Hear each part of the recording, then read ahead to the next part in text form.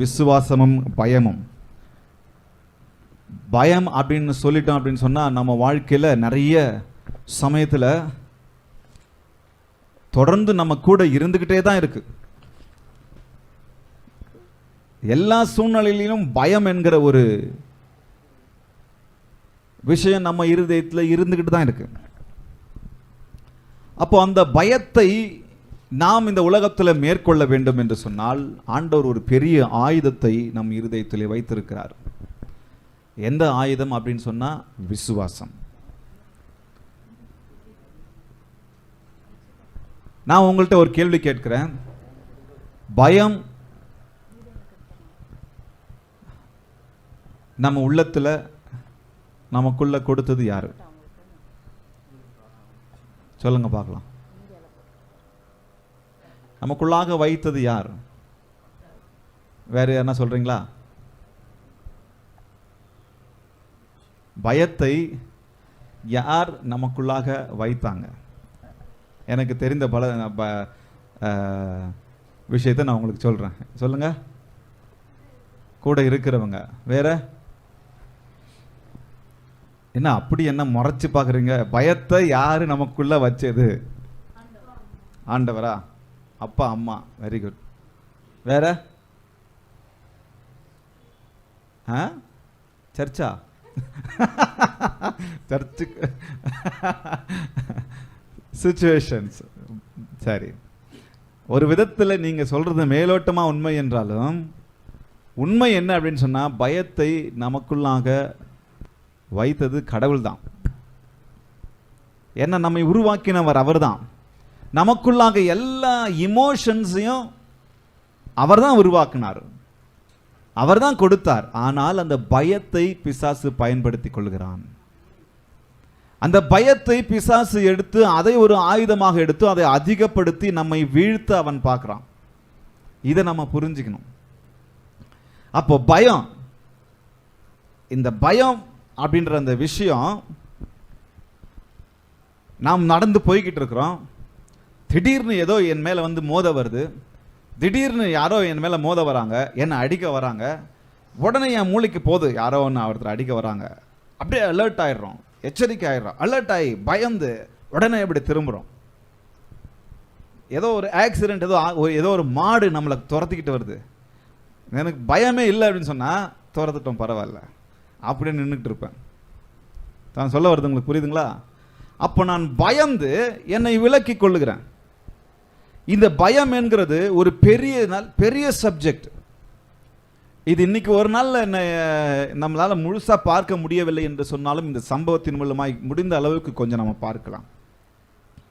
அப்போ பயத்தை ஆண்டவர் வைத்துக் கொண்டிருந்தாலும் சூழ்நிலைகள் நிமித்தமா, இன்னும் பலவிதமான கடினமான வாழ்க்கையின் நிமித்தமா அந்த பயத்தை பிசாசானவன் பயன்படுத்தி நம்மை வீழ்த்த எப்போதும் அவன் கெட்சிக்கிற சிங்கத்தை போல வகை தேடி திரிந்து கொண்டிருக்கிறவனா இருக்கிறான். ஒரு சம்பவம் வேதத்தில், இயேசு கூடவே இருந்தார். என்னங்க? இயேசு கூடவே இருந்தார். ஆனா சீஷர்கள் ஒரு குறிப்பிட்ட சம்பவம் வந்த உடனே பயப்பட ஆரம்பிச்சிட்டாங்க. வேதத்தை நம்ம வாசிக்கலாம். மார்க் 4:37 41 வசனம் வரைக்கும். அவர்கள் ஜனங்களை அனுப்பிவிட்டு யார் என்று சொன்னா சீஷர்கள். இயேசு படிங்க பிரதர். அவர் படவில் இருந்தபடியே அவரை கொண்டு போனார்கள். வேறு படவுகளும் அவரோடு கூட இருந்தது. அப்பொழுது பலத்த சுழல் காற்று உண்டாகி படவு நிரம்பத்தக்கதாக அலைகள் அதன் மேல் மோதிற்று. கப்பலின் பின்னணியத்தில் அவர் தலையணவை வைத்து நித்திரையாயிருந்தார். அவர்கள் அவரை எழுப்பி, போதகரே, நாங்கள் மனிது போகிறது உமக்கு கவலை இல்லையா என்றார்கள். அதற்கு எழுந்து காற்றை அதட்டி கடலை பார்த்து, இறையாதே, அமைதியாயிரு என்றார். அப்பொழுது காற்று நின்று போய் மிகுந்த அமைதல் உண்டாயிற்று. அவர் அவர்களை நோக்கி, ஏன் இப்படி பயப்படுகிறீர்கள்? ஏன் உங்களுக்கு விசுவாசம் இல்லையா? இல்லாமல் போயிற்று. என்றார். அவர்கள் மிகவும் பயந்து, இவர் யாரோ காற்றும் கடலும் இவருக்கு கீழ்ப்படுகிறதே என்று ஒருவரோடு ஒருவர் சொல்லிக் கொண்டார்கள். இங்க பாருங்க, ஒரு குறிப்பிட்ட சம்பவம் அவங்க வாழ்க்கையில நடக்குது. ஊழியத்துல கூட எல்லா ஜனங்களோடு கூட இருக்கிறார் ஆண்டவர். ஆண்டவருக்கு ரெஸ்டே இல்லை.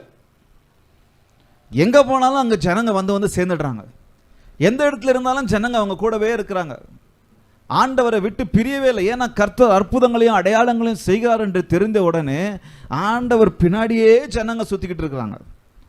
அப்படி அவர் அற்புதங்களையும் அடையாளங்களையும் ஓமைகளையும் நிறைய சொல்லிட்டு இருக்காரு. இதுக்கு முன்னாடி வசனங்களை நீங்களை வாசிச்சிங்க, அதிகாரங்களாம் வாசிச்சிங்கன்னா உங்களுக்கு தெரியும். நிறைய ஓமைகளை, உதாரணங்களை, கதைகளை சொல்லி, பரலோக ராஜ்யத்தை குறித்து சொல்லி, இன்னும் பல காரியங்களை சொல்லிக்கிட்டு போதித்து கொண்டே இருக்கிறார்.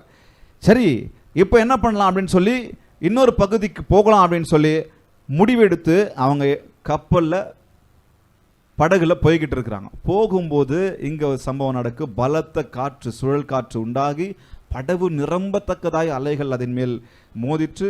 கப்பலின் பின்னணியத்தில் அவர் தலையணையை வைத்து நித்திரை செய்து கொண்டிருந்தார். கவனிச்சு பாருங்க.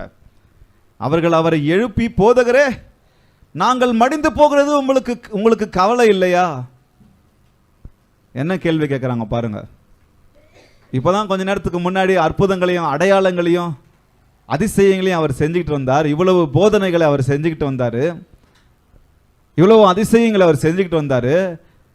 ஒரு கடினமான சூழ்நிலை வந்த உடனே, ஒரு பிரச்சனை வந்த உடனே, ஒரு சுழல் காற்று வந்த உடனே, ஒரு புயல் வந்த உடனே, கப்பலில் தண்ணி நிரம்பின உடனே, ஒரு அலை வந்த உடனே, ஒரு வியாதி வந்த உடனே நம்ம என்ன பண்ணுறோம்? ஆண்டவரை பார்த்து உடனே இந்த கேள்வி தான் கேட்குறோம். நாங்கள் மடிந்து போகிறது உங்களுக்கு கவலை இல்லையா? என்னங்க, நாங்கள் மடிந்து போவது உங்களுக்கு கவலை இல்லையா? அப்போ இன்னைக்கு நாம் கற்றுக்கொள்ள போகிறோம். இந்த வார்த்தை எதனால் வந்தது? வேற ஒன்றும் இல்லை, பயம். எல்லாரும் சொல்லலாமா? என்னங்க என்னங்க எல்லாரும் சொல்லலாமா? பயம் வந்துடுச்சு. அந்த பயம் எப்படியெல்லாம் என்னையும் உங்களையும் ஆட்டி படைக்குது பாருங்க. ஒரு செகண்ட்ல வந்த அந்த பயத்தை ஆண்டவர் தான் நமக்குள்ளாக வைத்தார் என்று சொன்னாலும், அந்த பயத்தின் சூழ்நிலையில, அந்த கடினமான சூழ்நிலையில நாம் எப்படி ரியாக்ட் பண்றோம் அப்படின்றது ரொம்ப ரொம்ப அவசியம். இதே ஸ்டோரி மேத்யூவில் இருக்குது, 8வது அதிகாரத்தில், லூக்கில் 8வது அதிகாரத்தில் இருக்குது. அது நீங்கள் இப்போ எடுக்க வேண்டாம், நான் உங்களுக்கு ஆதாரத்தை கொடுத்தேன். அப்போது இப்படிப்பட்ட சூழ்நிலையில் கடவுள் யார் என்று நாம் நம்புகிறோம், கடவுள் எப்படிப்பட்டவர் என்று நாம் நம்புகிறோம் என்பது அவசியம்.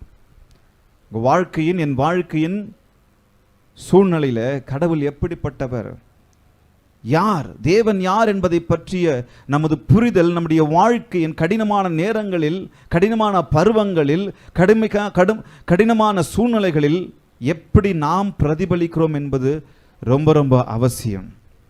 இந்த கேள்வியெல்லாம் ரொம்ப முக்கியமானது. அவர் எப்படிப்பட்டவராய் தன்னை காண்பிக்கிறார், நாம் எப்படிப்பட்ட பதில்களை, நாம் எப்படி நம்முடைய ரியாக்ஷன்ஸை நம்ம கொடுக்கிறோம் என்பதை நாம் கவனிக்கணும். தேவன் மற்றும் அவருடைய வல்லமையை மற்றும் நற்குணம் பற்றிய உயர்வான பார்வை நாம் பார்க்கும்போது நம்முடைய சூழ்நிலைகளை பார்த்து கவலையுடனும் பயத்துடனும் பதிலளிக்க நாம் ஒருவேளை ஆசைப்படலாம். ஒருவேளை தேவன் அலட்சியமா இருக்கிறாரா? வசனம் என்ன சொல்லுது? கப்பலின் பின்னணியத்தில் அவர் தலையணையை வைத்து எப்படி இருந்தாருங்க? அலைகள்லாம் அடிச்சுக்கிட்டு இருக்கு, பிரச்சனை பெருசாயிடுச்சு, கப்பல் மூழ்கிற மாதிரி ஆயிடுச்சு. அந்த சூழ்நிலையில ஒருத்தர் அங்க படுத்துக்கிட்டு இருந்தா ஜனங்களுக்கு எப்படி இருக்கும்? ஆனா அந்த சூழ்நிலையில ஆண்டவர் ஒரு முக்கியமான விஷயத்தை இவங்க பிரயாசிக்கணும், இவங்க வாழ்க்கையில் அபியாசிக்கணும் அப்படின்னு சொல்லி ஆண்டவர் கற்றுக் கொடுக்கிறார். ஒருத்தர் சொல்றாரு, இது விசுவாச பாடத்திற்காக ஆண்டவர் அப்படி செய்தார் என்று சொல்லி. அது எந்த அளவுக்கு உண்மைன்னு எனக்கு தெரியல. ஆனால் முன்னாடிலாம் வாசிக்கும் போது அவருக்கு கொஞ்சம் கூட நேரம் கொடுக்காம, ஏன்னா அவர் சரீரப்பிரகாரமாக இருந்தார்ல கூட, அவருக்கு கொஞ்சம் கூட நேரம் கொடுக்காம அவ்வளவு ரெஸ்ட்லெஸ்ஸாக அவர் கூடவே இருந்தாங்க. எங்கே போனாலும், மலை மேலே போனாலும் கூட இருந்தாங்க, ஜனங்க நடந்து போனாலும் கூட இருந்தாங்க, தெருக்களில் போனாலும் கூட இருந்தாங்க, ஒவ்வொரு கூட்ட ஜனத்தோடு அவங்க கூடவே இருந்தாங்க. நம்ம வாழ்க்கையில் அப்படிதான். நம்ம இந்த சீசர்களை போல நிறைய சமயத்தில் கேள்வி கேட்குறோம். உங்களுக்கு கவலை இல்லையா? பக்கத்தில் பார்த்து சொல்லுங்க. நம்ம கஷ்டப்பட்டுக்கிட்டு இருக்கோம். நம்ம வீட்டில் குடும்பத்தில் யாரோ ஒருத்தர் வலியில் ஜுரத்தில் உடம்பு சரியில்லாமல் படுத்துக்கிட்டு இருக்கிறாங்கன்னு வைங்க. நம்ம பாட்டுக்கு ஜாலியாக இருந்தால் என்ன சொல்லுவாங்க அவங்க? உனக்கு என்னப்பா, நீ ஜாலியாக இருக்கிற, கஷ்டப்படுறது நான் தான், இங்கே வலியில் இருக்கிறது நான் தான். இன்னும் கொஞ்சம் எக்ஸ்ட்ரா போய் என்ன சொல்கிறாங்க? உங்களுக்கு கவலையே இல்லையா? உனக்கு என் மேலே பாசமே இல்லையா? உங்களுக்கு என் மேலே ஏதாவது இருந்தால் தானே தெரியும், உனக்கு ஏதாவது இருந்தால் தானே தெரியும். அப்பா பார்த்து, அம்மா பார்த்து, பிள்ளைகளை பார்த்து, கணவனை பார்த்து, மனைவியை பார்த்து நம்ம இப்படி சொல்கிறோம். இங்கே யாரை பார்த்து சொல்கிறாங்க? அதை கூட ஏற்றுக்கலாம். இங்கே யாரை பார்த்து சொல்கிறாங்க? உலகத்தின் இரட்சகரை பார்த்து சொல்கிறாங்க, காப்பவரை பார்த்து சொல்கிறாங்க. அவர் கூட இருந்தால் எனக்கு எதுவுமே ஆகாது, அதையெல்லாம் பார்த்தவர்கள் சொல்கிறாங்க. எதுவுமே ஆகாது அப்படின்னு சொன்னால் சூழ்நிலைகளை அவர் மேற்கொள்ள எனக்கு பேலன்ஸ் தருவார், அப்படியெல்லாம் பார்த்தவர் அவர் சொல்கிறாங்க. பக்கத்தில் பார்த்து சொல்லுங்க, உங்களுக்கு கவலை இல்லையா? எவ்வளோ பேருக்கு தூக்கத்தில் எழுப்புனா கோவம் வரும்? கையை தூக்கு. முதல் கையை தூக்குறான். எனக்கும் அப்படிதான். ஆனால் தூங்க விட மாட்டாங்க. தூக்கத்தில் தூங்கிக்கிட்டு இருக்கும்போது எழுப்புனா பயங்கர கோபம் வரும். இரவில் தூங்குவோம், அது சரி, காலையில் டைம் ஆகுது எழுந்திருக்கிறது அது வேற. எப்போவாவது நம்ம என்ன பண்ணுவோம், பகலில் தூங்குவோம். அப்போ எழுப்புவாங்க பாருங்க, அப்போ தான் கொஞ்சம் நிம்மதியாக தூங்க போகலான்னு எழுப்புவாங்க பாருங்க, வந்துடும் கடுப்பு நமக்கு. இங்கே இவர் தூக்கத்திலிருந்து எழுப்புனதற்கு அவர் கோவப்படல. இதுதான் அவருக்கு நமக்கு இருக்கிற வித்தியாசம். அது குறித்து அவர் ஒன்றுமே பேசலை. இங்கே பாருங்க, ஏண்டா நான் தூங்கிக்கிட்டு இருக்கிறேனே, கொஞ்சமாக கொஞ்சம் விடுங்கடா, நான் தான் கூட இருக்கிறேனே, கொஞ்சம் சைலண்டாக இருங்கப்பா, ஒன்றும் ஆகாது, நான் தான் உன் கூட இருக்கிறேன், கொஞ்சம் சைலண்டாக இருங்க. என்ன மூழ்கியா போயிடுச்சு சொல்லுவோம், கப்பலாக மூழ்கிடுச்சு, கப்பலில் தான் மூழ்க போகுதுப்பா, கப்பலாக மூழ்கிடுச்சு, கொஞ்சம் தூங்குறோம்ப்பா. அவ்வளோ மார்க் அவ்வளோ அழகாக குறிப்பிடுறாரு. வேறு இடத்துல நான் இதை பார்க்கல. தலையணையை வைத்து தூங்கிக்கிட்டு இருக்கிறாரு, நித்திரையாக இருந்தார். இங்கே கஷ்டப்பட்டுட்டு இருக்கிற நீங்கள் அவ்வளோ சுகமாக தூங்கிட்டு இருக்கிறீங்களான்னு ஒருவேளை அவங்களுக்கு கோபம் வந்திருக்கலாம். ஆனால் அவர் அதை குறித்து அவர் யோசிக்கல. அவங்களுடைய அவிசுவாசத்தை கேள்வி கேட்கிறார். அப்போ இன்னைக்கு நான் அதை தான் பாடமாக கற்றுக்கொள்ளணும். இன்னைக்கு பாருங்க என்ன கேட்கிறார் பாருங்க. அவர் எழுந்து ஏண்டா என்ன தூங்க விடல அப்படின்னு சொல்லாம காற்றை அதட்டி கடலை பார்த்து இறையாதே, 39 வசனம், அமைதலா இரு என்றார். அப்பொழுது காற்று நின்று போயிற்று. இந்த விஷயங்களுக்கெல்லாம் மூல காரணம் என்ன தெரியுமா? என்ன சொல்லுங்க? நான் ஆரம்பத்திலே சொன்னேன், எல்லாரும் சொல்லலாமா, சத்தமா சொல்லலாமா? என்னங்க? பயம். மடிந்து போகிறது உங்களுக்கு கவலை இல்லையா அப்படின்னு கேட்ட கேள்விக்கு என்ன காரணம்? பயம். இன்னைக்கு இந்த பயத்தை குறித்து நம்ம பார்க்க போகிறோம். முதல் காரியம் ஃபியர் அண்ட் ஃபெய்த், பயம் மற்றும் விசுவாசம். பாருங்க, நாம் பயப்படுகிறவர்களாக இருக்கிறோன்னு சொன்னால், எப்போவுமே எல்லா விஷயத்துக்கும் பயந்துக்கிட்டே இருக்கிறேன்னு சொன்னால், தோல்வியை நோக்கி நம்ம போய்கிட்டு இருக்கிறோம், ஒரு வளர்ச்சியை நோக்கி நம்ம போல. ஒருத்தர் சொல்கிறாரு, நாம் தோல்வியை நோக்கிக்கு தான் போயிடும், எல்லா காரியத்துக்கும் நம்ம பயந்துக்கிட்டே இருக்கிறோம் அப்படின்னு சொன்னால் தோல்வியை நோக்கிக்கு தான் நம்ம போகிறோம். பயத்தை நம்ம வாழ்க்கையில் அதிகமாக எல்லா விஷயத்துலையும் வச்சுக்கிட்டு இருந்தா இந்த உலக பிரகாரமாக. ஆனால் நாம் விசுவாசத்தை நமக்குள்ளாக வைக்கும்போது நாம் வெற்றியை நோக்கின பயணத்திற்கு நேராக நம்ம போகிறோம் அப்படின்னு சொல்கிறார். விசுவாசம் இல்லாமல் போகும்போது அல்லது விசுவாசம் குறைந்து போகும்போது நமக்கு முதலில் வர்றது பயம்தான். அந்த பயத்தை தான் எல்லாம் சூழ்நிலை பயன்படுத்திக்குது, பிசாசு பயன்படுத்திக்கிறான், ஜனங்க பயன்படுத்திக்கிறாங்க.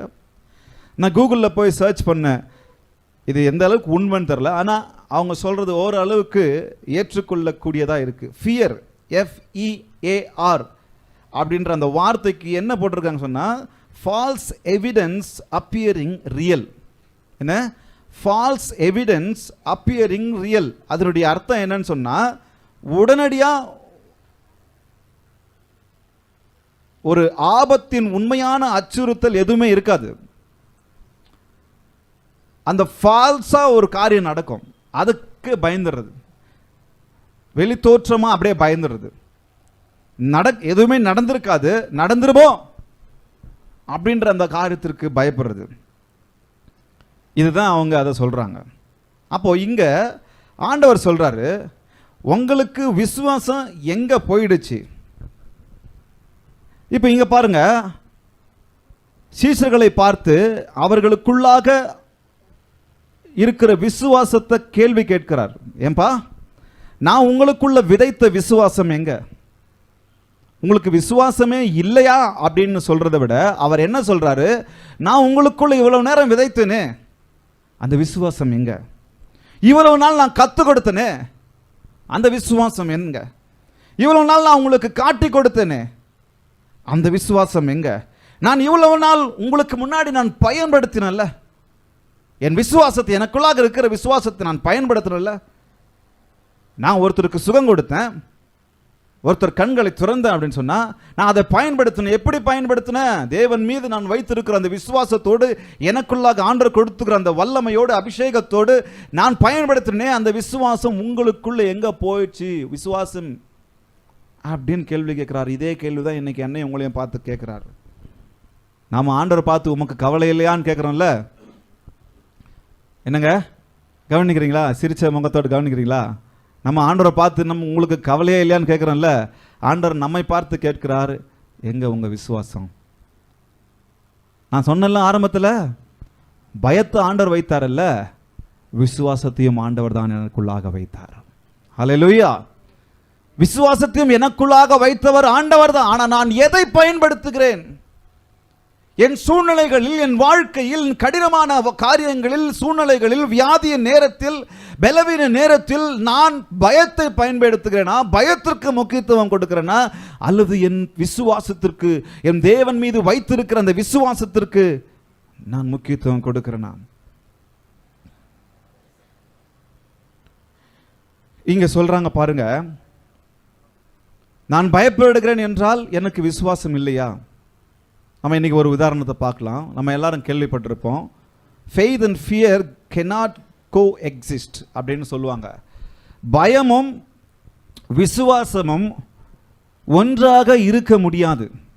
இப்போ பாருங்க, நீங்க மனசாட்சியோடு சொல்லுங்க, மனசான்றோடு சொல்லுங்க, நான் எனக்கு பயமே இல்லை அப்படின்னு, எனக்கு பயமே இல்லை அப்படின்னு சொல்ல முடியுமா? என்ன மசாலா? எனக்கு வாழ்க்கையில் பயமே இல்லை, வெறும் விசுவாசத்தோடு தான் நான் இருக்கிறேன் சொல்ல முடியுமா? நம்ம எல்லாரும் மனுஷங்க, அங்கங்கே பயப்படுவோம். ஆண்டவர் அதை அறிகிறார். அதனால தான் அப்பப்போ அவர் வராரு. எதுக்கு? அவர் அதிகமாக பயப்படாது, வந்து நின்ன உடனே சொல்லுவார், சமாதானத்தை சொல்லுவார், அப்புறம் பயப்படாதன்னு சொல்லுவார். ஏன் என்ன தேற்றுவதற்கு அவருக்கு தெரியும், எங்கெங்க நான் பயப்படுவேன், எப்பப்போ நான் பயப்படுவேன் அப்படின்றது அவருக்கு தெரியும். அப்போ சிலர் என்ன பண்ணுறாங்க, நான் பயப்பட்டேன் அப்படின்னு சொன்னால் எனக்கு விசுவாசமே இல்லைன்னு சொல்லி சிலர் சொல்லிடுவாங்க. அப்படி கிடையாது. அதை நான் என்னை பொறுத்த வரைக்கும் ஏற்றுக்கொள்ள முடியாது. ஏன் அப்படின்னு சொன்னால், உங்களுக்கு ஒரு அழகான ஒரு உதாரணத்தை சொல்கிறேன். கற்பனை பண்ணிக்கோங்க, ஒரு ஒரு ஒரு டார்க் ரூமு, அந்தகாரமாக கருப்பாக இருக்குது, இருட்டாக இருக்குது, எதுவுமே தெரியல. அந்த ரூமை கற்பனை பண்ணிக்கோங்க. கற்பனை பண்ணிக்கிட்டீங்களா? இருட்டாக இருக்கு. அவன் இருட்டாக இருக்கிற அந்த ரூமில், அந்தகாரமாக இருக்கிற அந்த ரூமில் ஒரே ஒரு டார்ச், அந்த இது அந்த இமேஜ் போட்டிருக்கிறேன்னா பாருங்க, ஒரே ஒரு டார்ச் லைட்டை பாருங்க. அந்தகாரம் இருக்கு, இருட்டாக இருக்கு, ஆனால் ஒரு டார்ச் லைட் அந்த இடத்துல இங்கே கிடைக்கலையா? ஒரு டார்ச் லைட்டு அந்த இடத்துல உள்ள நீங்கள் ஆன் பண்ணி விடுங்க, என்ன நடக்கும்? அந்த டார்ச் லைட் ஆன் பண்ண உடனே அந்த ரூமில் அந்த கதிர்கள் எங்கெல்லாம் போய் சேருதோ அது வரைக்கும் அது என்ன நடக்கும்? வெளிச்சத்தை, ஒளியை கொடுக்கும். கவனிச்சிருக்கிறீங்களா? அந்த டார்ச் லைட்டு, இப்போல்லாம் டார்ச் லைட்டு நம்ம மொபைல்லே வந்துடுச்சு. இருட்டாக ஏதாவது காணாமல் போனால் மொபைல் எடுத்து சுவிட்ச் ஆன் பண்ணிடுறோம் டார்ச் லைட்டு. அப்போ பாருங்கள், அந்த ஃபுல்லு இருட்டாக இருக்குது, ஆனால் அந்த கதிர்கள் எங்கெல்லாம் வீசுதோ அங்கே வெளிச்சம் இருக்குது, ஒளி இருக்குது. அப்படி தானே? அப்போ இதே தான் நம்முடைய வாழ்க்கையிலும். டார்ச் லைட்டு, வெளிச்சம், விசுவாசம் எனக்குள்ளாக இருக்குது. அதே சமயத்தில் அந்தகாரமும் நிறைந்த உலகத்தில் நாம் இருக்கிறோம். இது இருள் பூமியையும் காரிருள் ஜனங்களையும் மூடும் வசனம் சொல்லுகிறது. அப்போ அந்தகாரம் நிறைந்த உலகம், பிரச்சனை நிறைந்த உலகம், பாடுகள் நிறைந்த உலகம். இந்த சூழ்நிலையில் ரெண்டுமே இருக்கு. பயமும் இருக்கு, விசுவாசமும் இருக்கு. கருப்பும் இருக்கு, வெள்ளையும் இருக்கு. இருட்டும் இருக்கு, வெளிச்சமும் இருக்கு.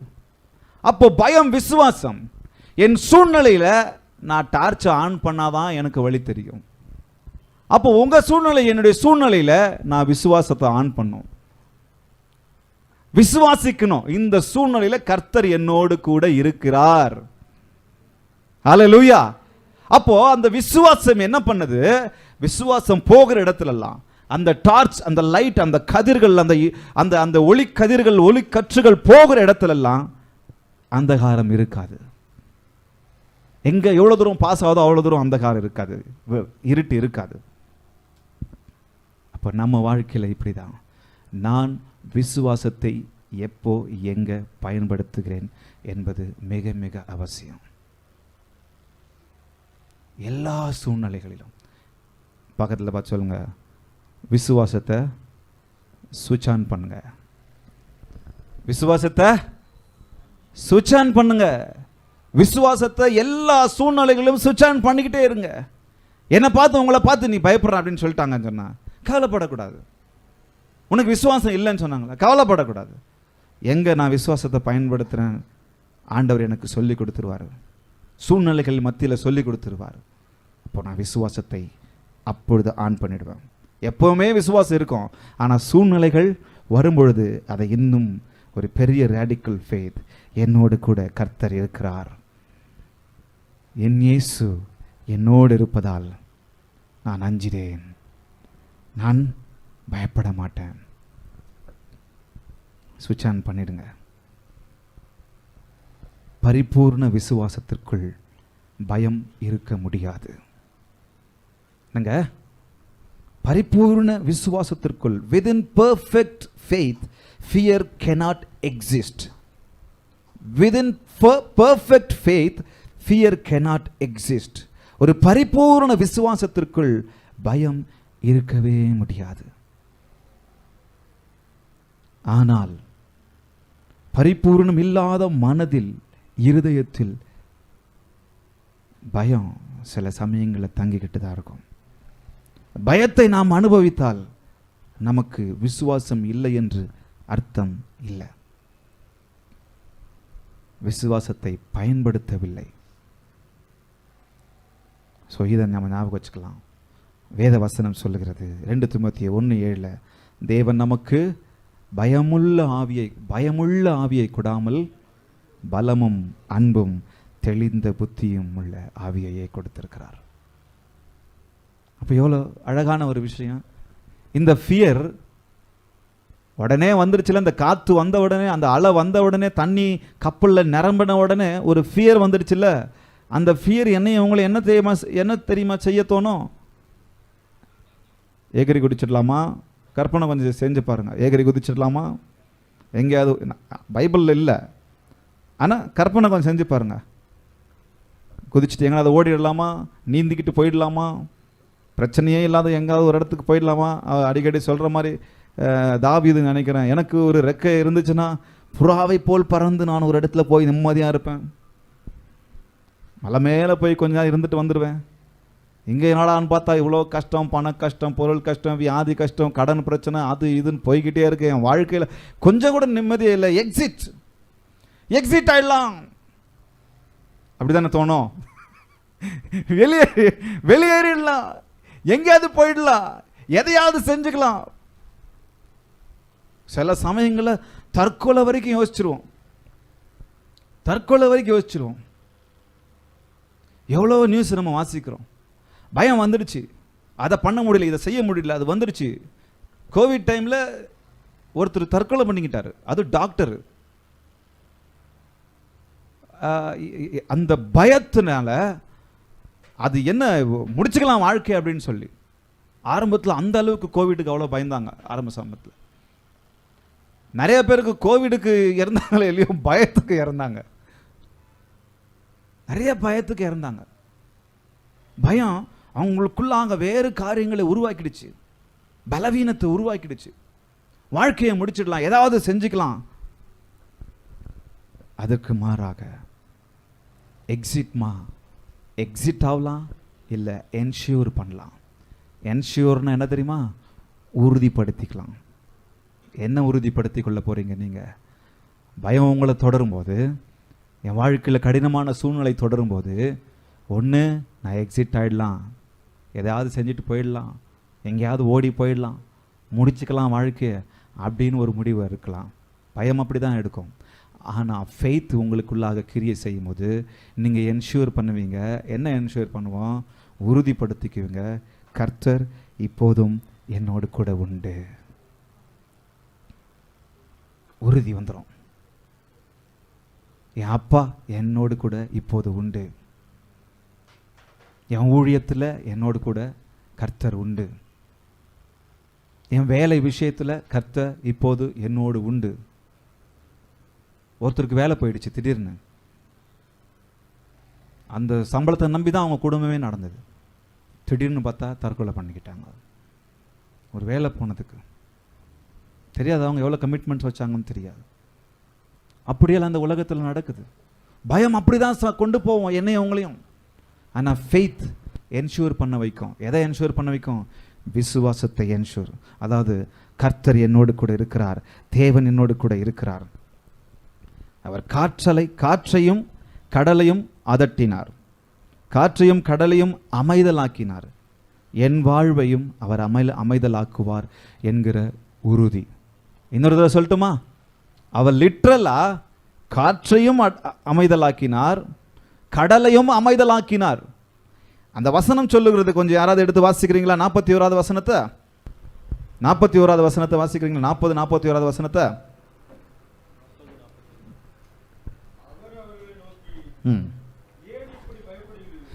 அவர் அவர்களை நோக்கி, ஏன் இப்படி பயப்படுகிறீர்கள்?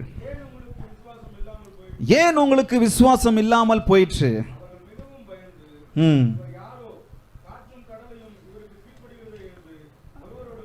அல்லேலூயா. கரங்களை தட்டலாமா? இவர் யாரோ, காற்றும் கடலும் இவருக்கு கீழ்ப்படுகிறது. இப்ப நாம் அதை தான் நம்ம பார்த்துக்கணும். இப்ப அந்த சம்பவம் எனக்குள்ளாக உங்களுக்குள்ளாக உண்டாயிடுச்சு. இவர் யாரோ, அவருக்கு இந்த உலகம் கீழ்ப்படுகிறது, அதை என்ஷூர் பண்ணிக்கலாம். அவருக்கு இந்த இயற்கை கீழ்ப்படுகிறது, அவருக்கு இந்த வானம் இந்த பூமி கீழ்ப்படுகிறது, அவருக்கு இந்த உலகமே கீழ்ப்படுகிறது, அவர் படைத்த எல்லாமே கீழ்ப்படுகிறது. அவர் யாரையும் எதையும் கல்லையும் எதையும் எடுத்து பயன்படுத்துவார். என் வாழ்க்கையை மாற்றுவதற்கு என்னோடு கூட அவர் இருப்பதை நான் உறுதி செய்ய கொள்ளணும்.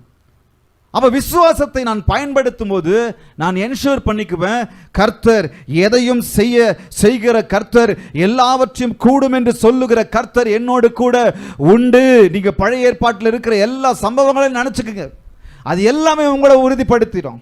விசுவாச தந்தைகளை நினைச்சுக்குங்க, ஆபிரகாமை நினைச்சுக்குங்க. 99 வயசு, வாக்குத்தத்தம் கொடுத்து எவ்வளவு வருஷம் ஆயிடுச்சு, கடைசியில வாக்குத்தத்தம் நிறைவேறிடுச்சு. ஒரு அழகான பையன். இது யாரால கூடும்? என் கர்த்தரால் கூடும். அதை என்ஷூர் பண்ணிக்கணும். யாக்கோபு தன்னுடைய வாழ்க்கை முழுவதும் உயிருக்கு போராடிக்கிட்டே இருப்பான், ஓடிக்கிட்டே இருப்பான். அந்த உயிரை எப்படி காப்பாத்துறாரு கடவுள்? எப்படி காப்பாத்துறாரு? ஒவ்வொரு நாளும் அடிக்கடி அவர் யாக்கோபு தேவன்கிட்ட கேட்டுட்டே இருப்பான், என்னை உயிரோடு வைங்க, நான் அங்கே போகிறேன், நான் இங்கே போகிறேன், என் பொருத்தனைகள் நிறைவேற்ற என்னை உயிரோடு வைங்க.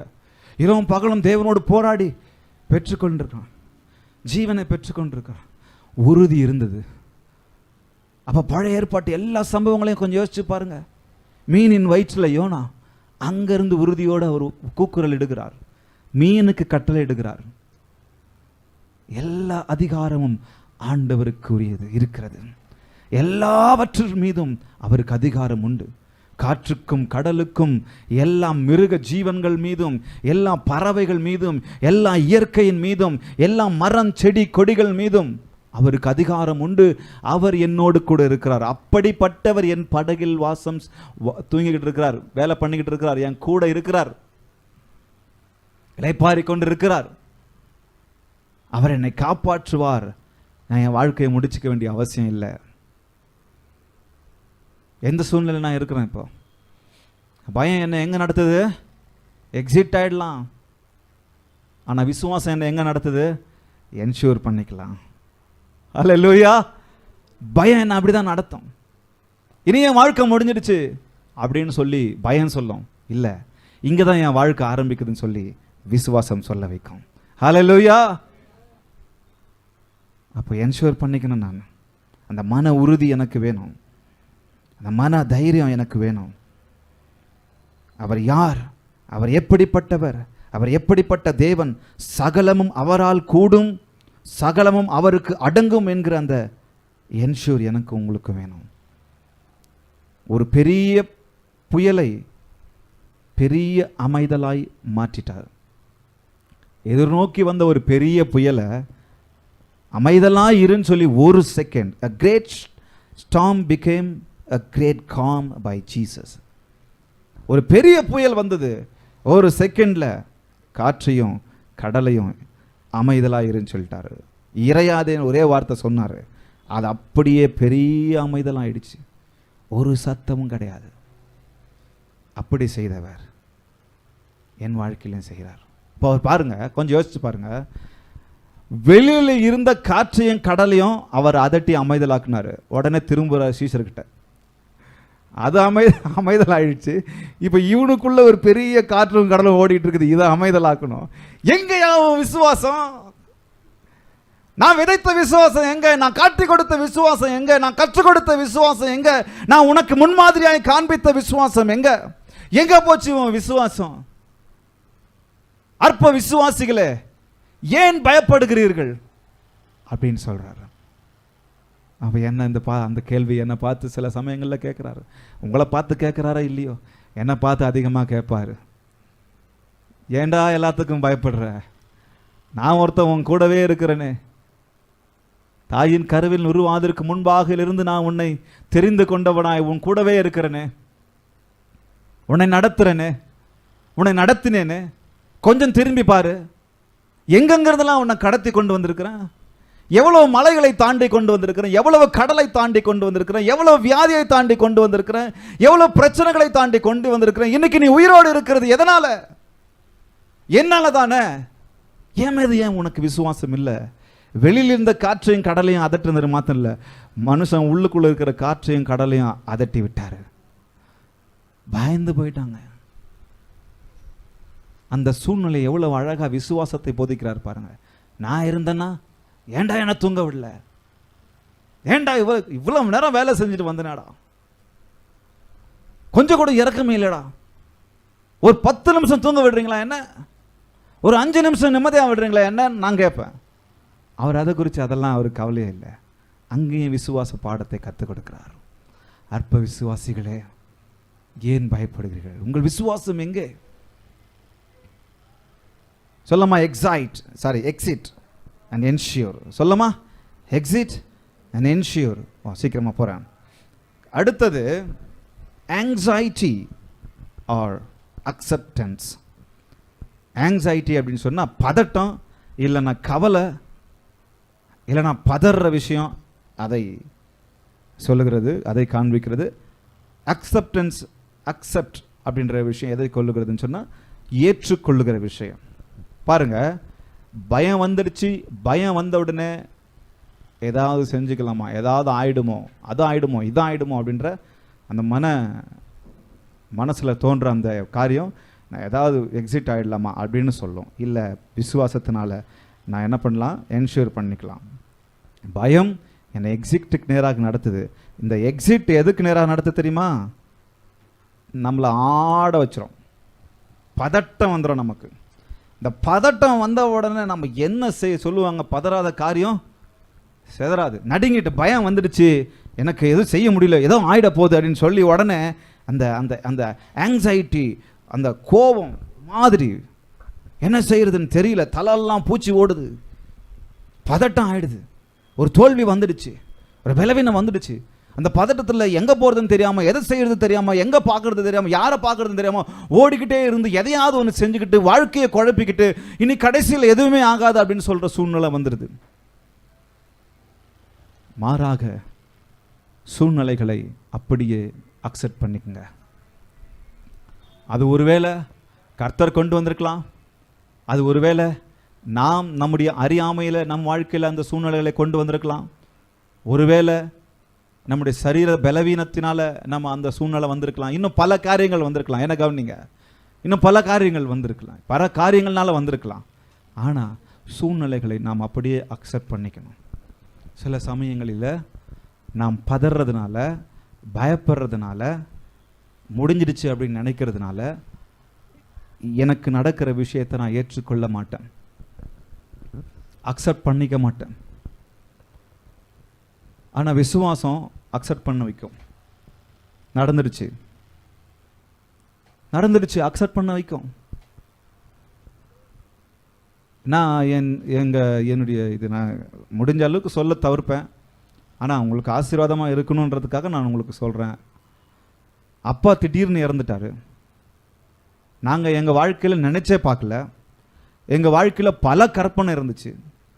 எங்களுடைய கடைசி காலத்தில் நாங்கள் எல்லாரும் என்னுடைய சொந்த ஊரில் இருக்கணும், அந்த சின்ன ஊரில் இருந்து அந்த வீட்டை ஒரு இடத்த கட்டிக்கிட்டு நாங்களாச்சு ஒரு சின்ன விவசாயமாச்சு அப்படின்னு இருக்கணுன்ற பெரிய பெரிய கற்பனையெல்லாம் இருந்துச்சு. அவர் இறக்கிறது இது யாருக்கும் தெரியாது. அவர் இறக்கிறதுக்கு ஒரு 2 மாதத்துக்கு முன்னாடி 3 மாதத்துக்கு அவருக்கு அந்த ஸ்மோக்கிங் பழக்கம் இருந்துச்சு. அப்பாவுக்கு ஒரு லெட்டர் எழுதலாம் அப்படின்னு சொல்லி நான் யோசிச்சுட்டு இருந்தேன்.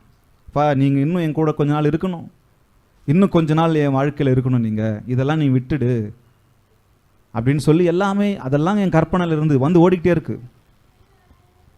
திடீர்னு கண்ணு வைக்கிற நேரத்தில் நாங்கள் சர்ச்சில், என்னுடைய சர்ச்சில் அங்கே இஏஜிசியில் இருக்கும்போது கண்ணு வைக்கிற நேரத்தில் நாங்கள் ப்ராக்டிஸ் பண்ணிக்கிட்டு இருக்கிறோம் கிறிஸ்மஸுக்காக. கண்ணு வைக்கிற நேரத்தில் ஒரு ஆராதனை, சண்டே சர்வீஸ் டைம், அது சண்டே சர்வீஸ் முடிச்சுட்டு கிறிஸ்மஸுக்காக நாங்கள் அங்கே ப்ராக்டிஸ் பண்ணிக்கிட்டு இருக்கிறோம் பாடல்களை. திடீர்னு ஃபோன் வருது, இந்த மாதிரி இருக்குது, ஹாஸ்பிட்டல் அட்மிட், ஓடணும். அந்த நேரத்தில் விசுவாசம் இல்லை, எதுவும் ஆகாது அப்படின்னு சொல்லி பெரிய விசுவாசம் இருந்துச்சு, பெரிய விசுவாசம். ஆனால் அங்கே போய் நாங்கள் ஜெபம் பண்ணுறோம், இது அதுன்னு சொல்லி எது என்னென்ன பண்ணுறோம். அந்த ஹாஸ்பிட்டலில் அந்த டாக்டருங்க அந்த சிபிஆர்ன்னு சொல்லுவாங்க, எல்லாம் செஞ்சு பார்க்குறாங்க. திடீர்னு அப்பா இறந்துட்டார். வெளியில் வந்து சொல்கிறாங்க, என்னால் ஏற்றுக்க முடியல. அங்கே துடிச்சு அழுறோம் எல்லாரும். அது பல வருஷங்கள் என்னால் அக்செப்ட் பண்ணிக்க முடியல அந்த தோல்வி, அந்த இழப்பை. இப்பொழுது கூட விசுவாசம் மாத்திரம் எனக்குள்ளாங்க இல்லாமல் இருந்தால் அதை இன்னைக்கு வரைக்கும் நான் ஏற்றுக்க மாட்டேன். ஆனால் விசுவாசம் இருக்கிறதுனால அதை நான் அக்செப்ட் பண்ணிக்கிறேன். இறந்தாச்சு, இனி என் வாழ்க்கையில் எங்கள் குடும்பத்தில் அவர் இல்லை. அப்போ கொஞ்சம் யோசித்து பாருங்க, நான் எதையும் ஏற்றுக்கொள்ளுகிற இருதயம் விசுவாசம் இருக்கும்போது கொடுக்கும். அப்போ என் தோல்வி, என் இழப்பு, என் அப்பாவை இழந்தது என்னால் ஏற்றுக்கொள்ள முடியல. கேள்வி கேட்குறேன், ஏன்பா எனக்கு அவரை நாங்கள் சீக்கிரமாக அன்னைக்கு நான் நினைக்கிறேன் 5 மணி நினைக்கிறேன், அன்னைக்கு மதியம் ஒரு மறுநாள் காலையில் ஒரு 12 மணிக்கெல்லாம் நாங்கள் எடுத்துட்டோம். என்னால் அவர் அந்த மாதிரி இருக்கும்போது பார்க்க முடியல. என் கூட நடந்தவர், என்ன எல்லாவற்றையும் கற்றுக் கொடுத்தவர், அப்படி பார்க்க முடியல. இல்லை, நீங்கள் சீக்கிரமாக எடுத்துடலாம். அதன் பிறகு எவ்வளவு நாள் அழுதுகிட்டே இருப்போம். வண்டியில் போவேன், திடீர்னு அழ ஆரம்பிச்சிருவேன். எங்கேயாவது ஒரு இடத்துல நின்றுட்டு இருப்பேன். அதை ஏற்றுக்கொள்ள முடியல. நிறைய விஷயங்கள் ஏற்றுக்கொள்ள முடியல. ஆனால் ஏற்றுக்கொண்டு தான் ஆகணும். அக்செப்ட் பண்ணிக்கணும். அக்செப்ட் பண்ணாதான் மீதி இருக்கிற வாழ்க்கையை, கூட இருக்கிற எல்லாரையும் நானும் நீங்களும் கவனிக்க முடியும். உங்கள் ஊழியத்தை கவனிக்க முடியும், குடும்பத்தை கவனிக்க முடியும். ஒருவேளை இப்படிப்பட்ட சூழ்நிலை நீங்களே யாரெல்லாம் இருக்கலாம், இனி வரப்போகிற நாட்கள் ஏதாவது நடக்கலாம். அக்செப்ட் பண்ணிக்கிட்டே தான் ஆகணும். அக்செப்ட் பண்ண முடியல, ஏற்றுக்கொள்ள முடியலன்னு சொன்னால் நாம் கடவுளை விட்டே தூரம் போகிற சூழ்நிலை வந்துடும். சாதாரண கடன் பிரச்சனை, எனக்கு அந்த கடனை அந்த ஆண்டவர் சந்திக்கலை, ஏற்றுக்கொள்ள முடியல, ஆண்டவர் விட்டு போயிடுறாங்க, ரொம்ப ஈஸியாக போயிடுறாங்க. கடன் பிரச்சனை தீரலை, அந்த காசை அவர் சந்திக்கலை, கடவுள் இல்லை, அவர் தூங்கிக்கிட்டு இருக்கிறார், அவருக்கு என் மேலே அக்கறை இல்லை, அவருக்கு என் மேலே கவலை இல்லை, அவர் பாட்டுக்கு அவர் வேலை என்னை கவனிக்கிறாரா இல்லையா, ஏற்றுக்கொள்ள முடியல, கடவுள் விட்டு போயிடுறாங்க. கடவுளை நீ யாருன்னு கேள்வி கேட்க, உனக்கு கவலை இல்லையான்னு கேட்குறாங்க. கேட்குறோம் நம்ம, சொல்லலாமா? ஆங்ஸைட்டி, அந்த பதட்டம், ஃபியர் பதட்டத்தை கொடுக்கும், ஆனால் ஃபெய்த் அக்செப்டன்ஸை கொடுக்கும். தோல்வியை ஏற்றுக்கொள்ளும், நம் பலவீனத்தை ஏற்றுக்கொள்ள வேண்டும். தவறு செஞ்சுட்டேன்னா அந்த தவறை நான் என்ன பண்ணணும்? ஏற்றுக்கொள்ளணும். மனுஷங்க நம்ம எல்லாருமே, நான் தவறு செஞ்சுட்டேன்னா ஏற்றுக்கொள்ளணும். அதை நான் சறுக்கிட்டேன், ஆமாம், இவ்வளோ பெரிய விஷயம், இவ்வளோ பெரிய லாஸ், இவ்வளோ பெரிய கடன், திடீர்னு யாரையோ நம்பினேன், எதையோ பண்ணிட்டேன், இழந்துட்டேன், அதை அக்செப்ட் பண்ணிக்கணும். அதை அக்செப்ட் பண்ண முடியலன்னு சொன்னால் நம்ம இழந்து போயிடுவோம். இழப்புகளை ஏற்றுக்கொள்ளணும். நம்ம வாழ்க்கையில் எனக்கு குறை இருக்குது அப்படின்னு சொல்லி அதை நான் ஏற்றுக்கொள்ளணும். ஏற்றுக்கொள்ளாத வரை நம்முடைய நிலைமை சரியாகாது. கரெக்டாக நான் சொல்கிறது? இங்கே பாருங்க,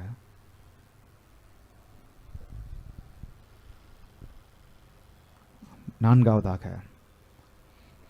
fear and exit and anxiety. அது மாத்திரமல்ல, ரெஸ்பெக்ட்லெஸ். ரெஸ்பெக்ட்லெஸ் அப்படின்னு சொன்னால் உங்களுக்கு தெரியும், மரியாதையற்ற, இல்லைன்னா ரெவரன்ஸ். ரெஸ்பெக்ட்லெஸ்ஸு பாருங்க, அவர் கடவுள், சீஷர்கள் கூட இருக்கிறாங்க. நீங்கள் 1ஆவது அதிகாரம் 2ஆவது அதிகாரம் 3ஆவது அதிகாரம் வாசிச்சு பாருங்க. இன்னும் அவங்க கூட இன்னும் கொஞ்ச நாள் இருப்பார், இன்னும் பல காரியங்களை செய்வார். அங்கேயே சில காரியங்களை காண்பித்து கொடுத்து, இவங்களை அழைத்து 12 சீஷர்களையும் அழைத்து நிறைய விஷயங்களை காண்பித்து கொடுத்துட்டார். போதகராக இருக்கிறார், இரட்சகராக இருக்கிறார், அவங்க எல்லாருக்கும் அதெல்லாம் அறிந்தவர்களாக இருக்கிறாங்க கூட. அந்த பயம், அந்த பதட்டம், அந்த ஆங்ஸைட்டி, இது எல்லாமே, அந்த எக்ஸிஸ்ட்னஸ், அந்த காரியங்கள் எல்லாமே என்ன பண்ணிடுச்சு? ஆண்டவரையே கேள்வி கேட்கிற அளவுக்கு மரியாதை குறைவா நடந்துட்டாங்க. யாரை கேள்வி கேட்கறதுக்கு? யாரை கேள்வி கேட்குறாங்க? உங்களுக்காக எனக்காக மரிக்க வந்த தேவனை, தேவ ஆட்டுக்குட்டியாக இருக்க வந்த தேவனை கேள்வி கேட்குறாங்க. மரியாதை போயிடுச்சு. எதனால? பயம். எதனாலங்க? அப்போ இந்த பயம் எவ்வளோ டேஞ்சர் பாருங்களேன். இந்த பயம் அந்த அளவுக்கு என்னையும் உங்களையும் டேஞ்சரில் நடத்தும். மரியாதை போயிடுச்சு. ஆனால் ஃபெய்த் எதை தரமா செய்யும்? என்ன நடந்தாலும் நான் அவருக்கு கொடுக்க வேண்டிய கனத்தை கொடுத்தே ஆவேன். ரெவரன்ஸ் சொல்லுவாங்களே, ரெவரன்ஸ். சிலர் போட்டுக்குவாங்களே ரெவரண்ட், ரெவன் போட்டுக்குவாங்க. என்னங்க? REV, rev. ஏன்னா ரெவரண்ட்டுக்கு மரியாதைக்குரிய, அதனுடைய அர்த்தம் கீழே அழகாக போட்டிருக்கு பாருங்க. ரெவரன்ஸ் அப்படின்னு சொன்னால் பயபக்திக்குரிய, மரியாதைக்குரிய, பக்தி பூர்வமான பயம். அந்த ரெவரன்ஸ் அப்படின்ற அந்த அதுக்கான அர்த்தம் பயப்படுத்துகிற பயம். ஒரு ஒரு ஒரு முக்கியமான ஒரு நபருக்கு அவ்வளவு பயந்து மரியாதையோடு பயப்படுகிற காரியம் அது.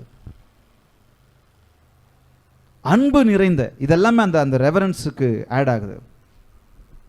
அன்பு நிறைந்த பிறகு அவங்கள குறித்து அதிக பெரிய ஒரு ஒரு ஒரு ஒரு பெரிய ஸ்தானத்தை வைத்து அவங்கள நம்ம யோசிக்கிற காரியம். பணிவு, கௌரவம், தகுதியுடைமை. இந்த ரெவரன்ஸ் என்ற இந்த வார்த்தைக்கு அவ்வளவு கனத்திற்குரிய, மரியாதைக்குரிய, துதிக்குரிய தேவன் என் கூட அவங்க கூட இருக்கும்போது ஒரு திடீர்னு வர சூழ்நிலை நிமித்தமா பயந்து மரியாதை இல்லாம பேசிடுறோம். ஆமா இல்ல? திடீர்னு நான் பார்த்து அவரை கேள்வி கேட்குறேன், ஏன்பா இப்படி, ஏன் என்னதான் பண்ணிக்கிட்டு இருக்கிறீங்க, ஏன் இப்படி நடக்க வைக்கிறீங்க? கோபம் வந்துடுது நமக்கு.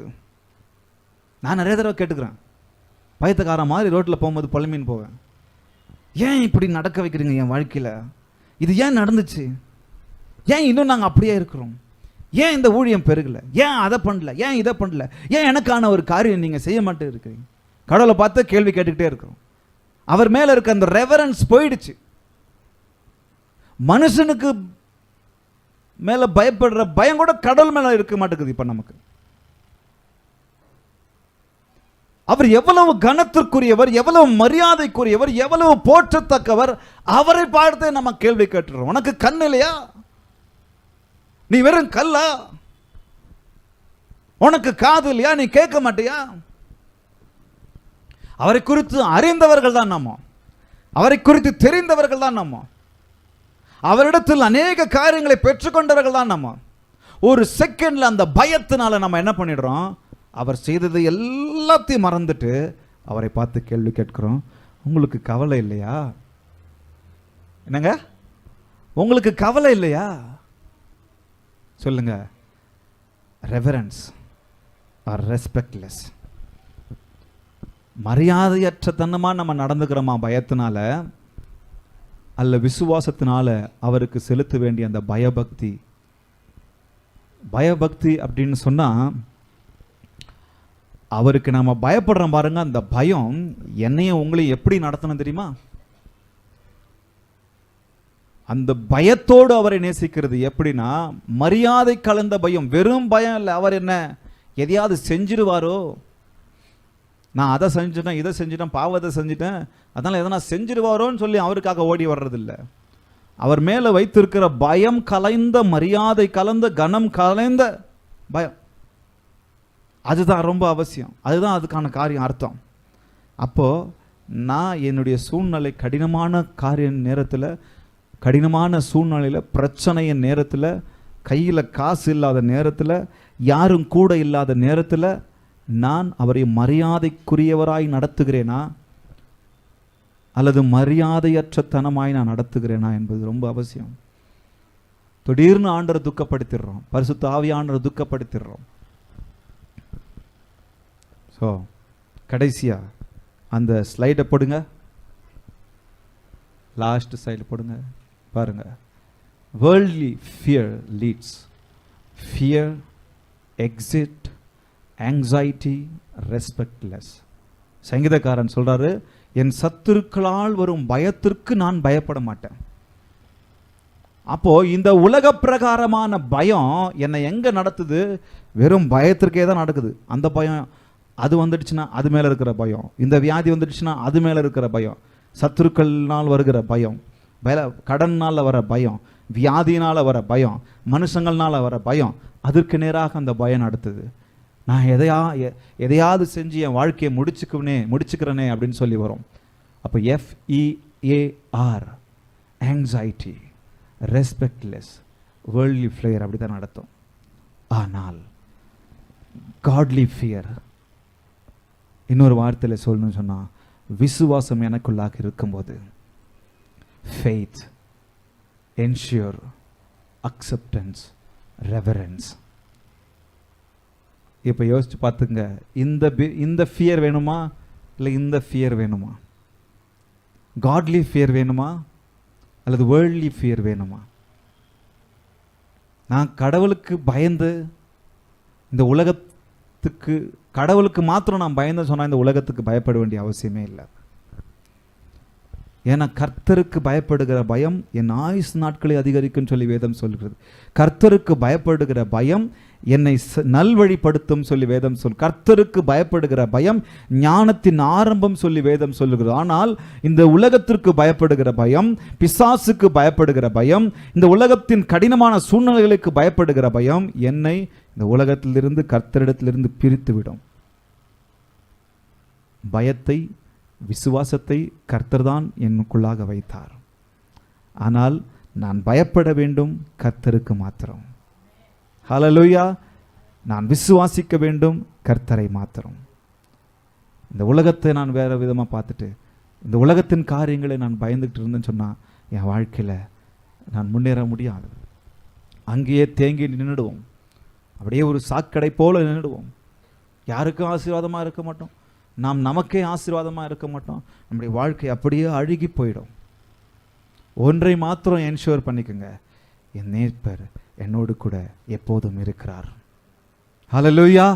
என் நேசர் எப்போதும் என்னோடு கூட இருக்கிறார். அலைகள் படகின் மேல் மோதியே ஆழ்த்தினாலும் கர்த்தரே என்னோடு இருக்கிறார். அல்லேலூயா. அலைகள் படகின் மேல் மோதி ஆழ்த்தினாலும் மலைகள் படகின் மேல் மோதி ஆழ்த்தினாலும் கடல் மேல் நடந்து வந்து கர்த்தரே என்னை தூக்கினார். கடல் மேல் நடந்து வந்து கர்த்தரே என்னை தூக்கினார். அலைகள் நீக்கியவர்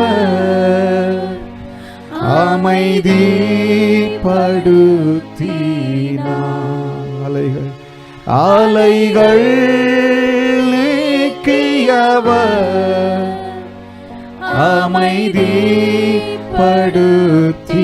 அமைதிப்படுத்தினார். அஞ்சிரேன் அஞ்சிரேன் நான் பயப்பட மாட்டேன். அஞ்சிரேன் என் இயேசு என்னோடு இருப்பதால்.